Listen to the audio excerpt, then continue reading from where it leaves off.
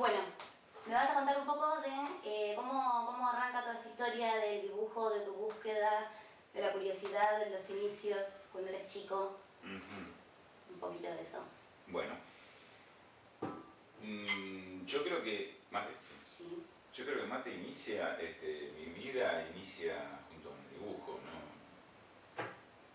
no hay un momento iniciático del dibujo. O sea, el dibujo siempre estuvo, no hay un solo día de mi vida que yo recuerde en donde yo no haya dibujado. Claro.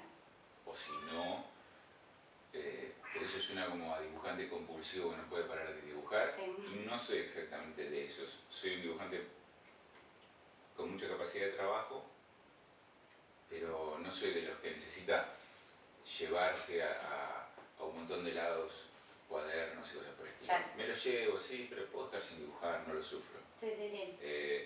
A lo que voy es que en ningún momento de mi vida ¿Eso es tu teléfono? Sí. Un segundito y ya volvemos.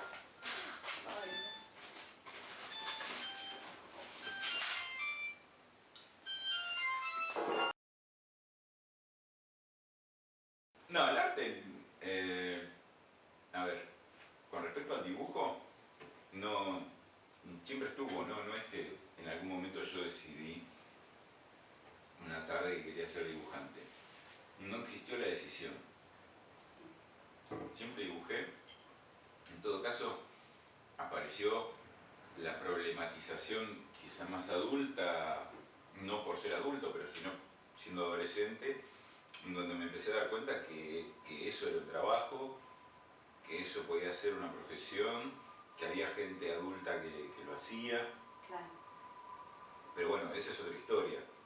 Yo no puedo decir que es un beneficio o una capacidad mía que yo tenía resuelta mi vocación, porque en realidad no es que yo tenía resuelta mi vocación, nunca sucedió como problemática. Claro, sí, era algo completamente natural. En todo caso, había que decidir con qué parar la olla. Claro. Y bueno, si no era dibujando, que era difícil, bueno, habría que trabajar en otras cosas, pero claramente lo que yo era dibujante.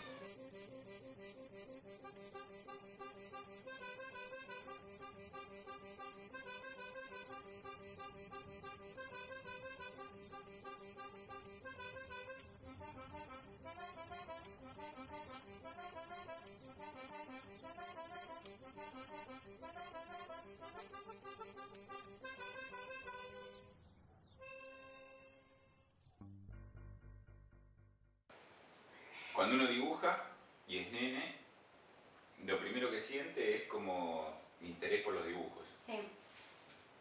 Primero empieza dibujando, copiando lo que algún adulto le hace. Sí. En mi caso mi viejo me dibujaba unos caballos, qué sé yo, y si uno más o menos tiene alguna mínima habilidad, esa habilidad hace que rápidamente uno dibuje mejor que el adulto. Claro, sí. Sí, empezás a tener como otra búsqueda un poquito más. En mi caso pasó bastante rápido eso y bueno, fue bastante gracioso. Y después de eso, bueno, ir a una profesora de dibujo artístico en el barrio. ¿Eso como a qué edad fue? 11. Claro, chicos, sí. Yo dibujaba todo el tiempo. Ya para los 11 años hacía historieta, no dibujaba. Claro. O sea, para los 11 años yo ya había aprendido a leer y escribir, leía historietas, y como leía historietas, no se me ocurría dibujar sin ponerle algo. Claro, tenías que comunicar algo, decir algo, contar un... Por eso creo, o sea, yo soy dibujante. Cuando me preguntan, siempre he dicho que mi profesión es ser dibujante, pero soy de raíz historietista. Claro. Porque en ese momento iniciático y diría natural en términos de que uno después se vuelve como que problematiza, se enrosca. Sí. En ese momento en donde uno básicamente no sabía nada de todas esas cosas. Sí, que tenés como más libertad de decir... Sin planteármelo lo que tenía que hacer en las historietas. Lo que tenía que hacer era contar o lo que había pasado con mis amigos a la tarde jugando al fútbol, o lo que había pasado en la escuela. Sí, no eran dibujos aislados, sino que estabas siempre como ahí relatando una... Y con un globo contexto. Claro. ¿No? Yo tengo el mejor de los recuerdos de mi profesora del barrio de artística. O sea, ¿por qué los mejores recuerdos? Primero porque creo que es algo difícil de encontrar. Era toda honestidad en su manera de dar las clases. Estoy yo de acuerdo, ¿no? Con eso, pero era muy honesta en cómo lo hacía, pero claramente hay una mirada, sobre todo desde las barriadas más populares, y que ha pasado durante mucho tiempo, en donde el arte alto es una cosa, y después las artes populares... Está como muy diferenciado y muy marginado, y muy de que eso no... Claro, o sea, pues, si más si vas a una profesora así, no... Si vos vas a una profesora o profesor de plástica, tienen como un concepto muy académico, muy estructurado, y en donde además el dibujo es un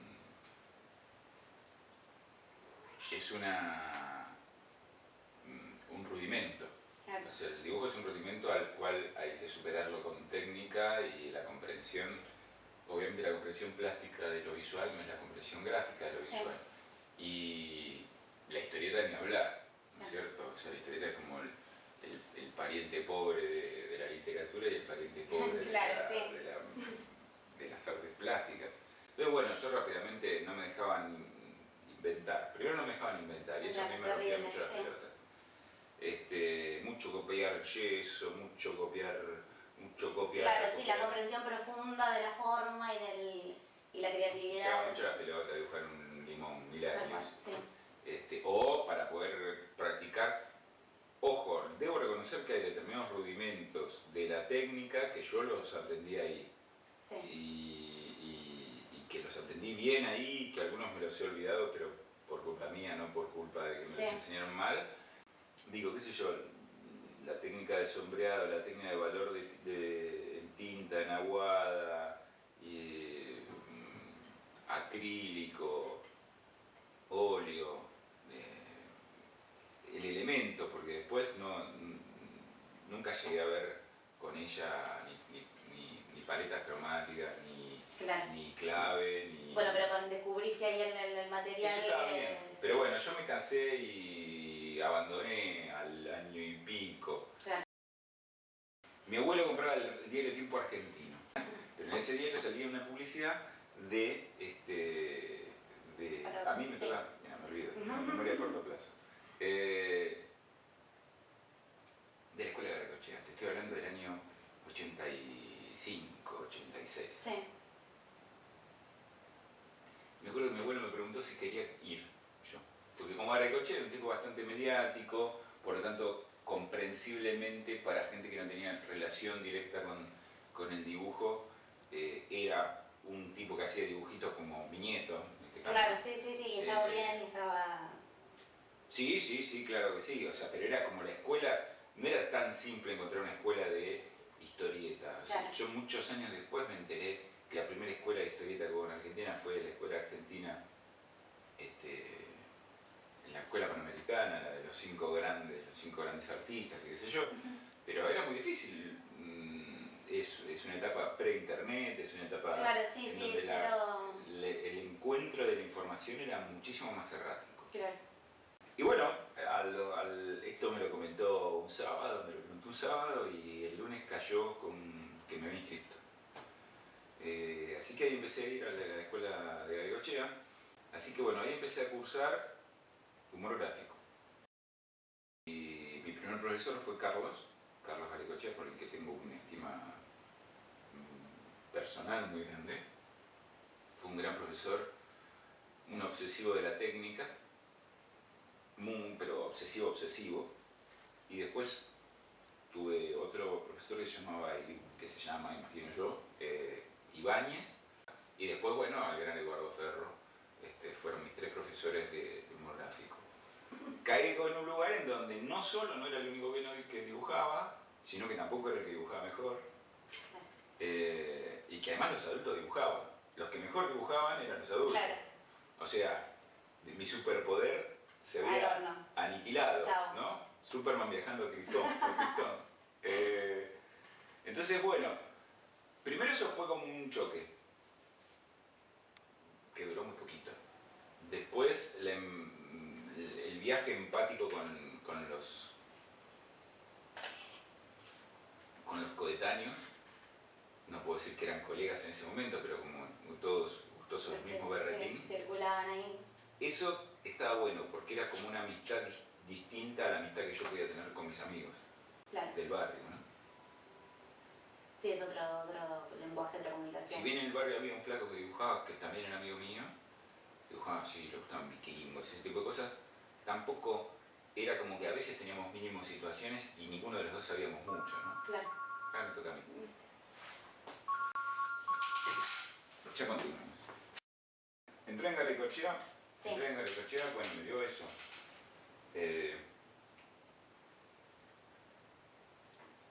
Empezar a entender que había un montón de gente que dibujaba. La fortuna de conocer a tipos.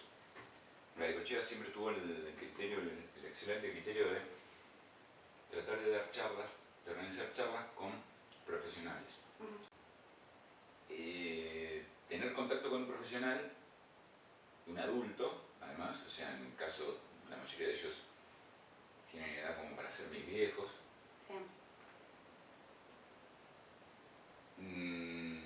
Hace una cosa en donde se suele fallar mucho cuando uno enseña, que es que los conocimientos quedan como elementos disociados y teóricos, sin aplicación posible.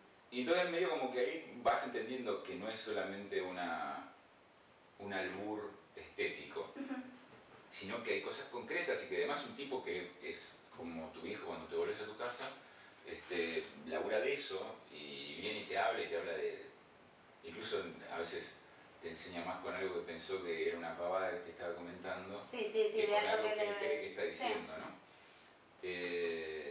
Y bueno, después Ferro me dijo algo muy, muy importante. Mire, mijo, me dice, ¿para quién quiere dibujar? ¿Te quiere dibujar para la gente o para los dibujantes? Dice, mire, piense que la gente somos muchos y los dibujantes somos pocos y estamos todos locos. Un buen punto. O sea, yo creo que el hecho artístico, no porque sea arte, el hecho artístico se tiene que parecer a su autor. Sí, totalmente. Y si no se parece a su autor, es una construcción. Digo, claro, a mí acá me enseñan y tengo que hacer un chiste por mes, a lo sumo 2. Pero si yo quiero laburar de esto, tengo que hacer un chiste por día. Claro, sí. Así que me puse la autoimposición. Sí, no alcanza con uno por mes. De hacer un chiste por día. Sí. Y no me salían las trompadas. Me acuerdo que no me salió. A los 3 meses renuncié con, no sé, con suerte 10 chistes, de los cuales 5 eran potables. Siempre me llamaron más la atención los dibujantes gestuales que los dibujantes muy milimétricos, ¿no? Claro, sí. Y Salinas es un dibujante, no sé si lo tenés, hijo de otro gran dibujante, José Luis Salinas, un dibujante un preciosismo, muy preciso y... un preciosismo a pincel que no se puede creer. Y Oswald, las viñetas parece que vuelan por el aire. Claro, más dinámico y más fluido. Es así, sí. Sí. Era como un planeta extraño. Estaba el advenimiento de las computadoras, ¿no? Sí.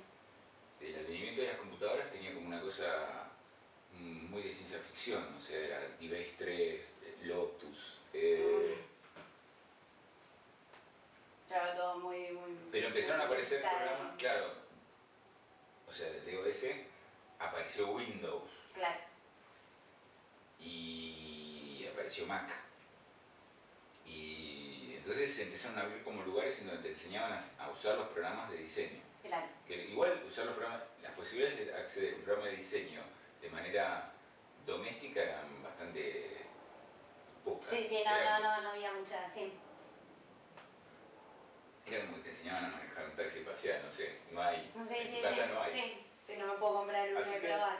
Yo me anoté en uno de esos cursos de diseño para aprender a usar Photoshop, Claro. PageMaker Sí. y otro programa que se llama Corel Ventura. En el IAC y Corel. No, pero el Corel Ventura no es el Corel. No es el... Perdón. El Corel Ventura era como una suerte de PageMaker, sí, pero de la plataforma Corel. Claro. Eran los dos editores de diseño editorial, eran esos dos. El PageMaker 1 y el Corel Ventura. Claro, las dos bases ahí, sí, para... Y era el Corel 3.1, creo. Sí. ¿No? Y Photoshop era el Photoshop el primero. Sí, Photoshop. sí, base total. Photoshop. Sí. Así que fui ahí al IAC, aprendí diseño casi un año, aprendí a usar todos los programas, aprendí a usar todos los atajos y todo lo demás. Y pues en el 95 empecé a hacer un taller también en la Escuela de Garricochea, pero con Claudia Boy, de ilustración publicitaria. Porque yo elaboraba en publicidad y había un montón de... Claro, sí, o sea, había una necesidad de pulir la herramienta para ese lado porque en primer lugar, la estética, como ahora dicen las agencias, la estética cómic, sí, que no sé qué es la estética muy cómic, pero no importa, digamos que la historieta no estaba de moda. Y después de eso pasé a estudiar historieta de nuevo con Leonardo Manco, en la Escuela Argentina de Historieta. Y con Leonardo Manco me pasó que, primero, bueno, él me recomendó para que yo trabaje como ayudante de Lucho Olivera. Lucho Olivera es un dibujante, falleció, un dibujante de historieta de la época gloriosa de la historieta, es el que inventó Anipur de Lagash. Yo estoy haciendo ayudante de él y después pasé a ser ayudante de Leonardo Manco para Marvel. Y en realidad, si bien aprendí muchas cosas, si bien también no tenía un estilo definido, y de ahí en adelante no solo no tenía un estilo definido, sino que además estaba absolutamente absorbido por el estilo de Manco.